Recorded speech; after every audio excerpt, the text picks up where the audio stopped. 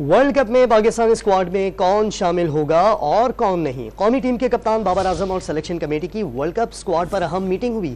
کپتان، head coach اور selection committee کی مشاورت کے بعد ورلڈ کپ اسکواڈ فائنل کر لیا گیا۔ کپتان اور سلیکشن کمیٹی کا ایشیا کپ کے اسکواڈ میں زیادہ تبدیلیاں نہ کرنے پر اتفاق ہوا ہے۔ اس پر ہم بات کرتے ہیں ڈان نیوز کے رپورٹر غلام مرتضیٰ سے۔ غلام، بتائیے گا اس ٹیم میں کون ان ہوا، کون آؤٹ، کیونکہ اطلاعات یہی ہیں کہ زیادہ تبدیلیاں نہیں کی گئیں۔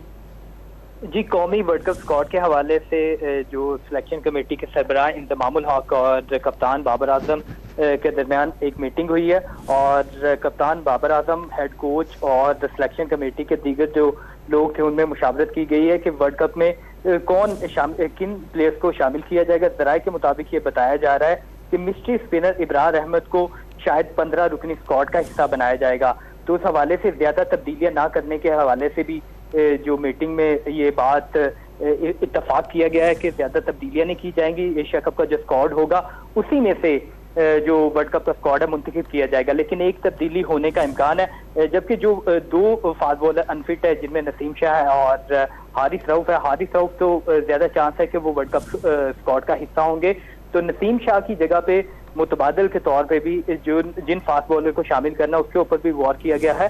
اور یہ تمام جو سلیکشن کمیٹی کے حوالے سے جو معاملات ہیں یہ تمام تر چیئرمین مینجمنٹ کمیٹی ذکا اشرف کو بھیجے جائیں گے۔ انہیں بتایا جائے گا کہ یہ ہم نے ٹیم سلیکٹ کر لی ہے اور آئندہ ہفتے میں پاکستان کا ورلڈ کپ اسکواڈ اناؤنس کرنے کا امکان ظاہر کیا جا رہا ہے۔ اس حوالے سے مشاورت مکمل کی گئی ہے۔ انفٹ کھلاڑیوں کے بھی متبادل کے طور پہ بھی جن کھلاڑیوں کو شامل کرنا ہے اس کے حوالے سے بھی بات چیت اور اپنی تمام جو رائے ہے وہ کپتان اور ہیڈ کوچ کی جانب سے دی گئی ہے۔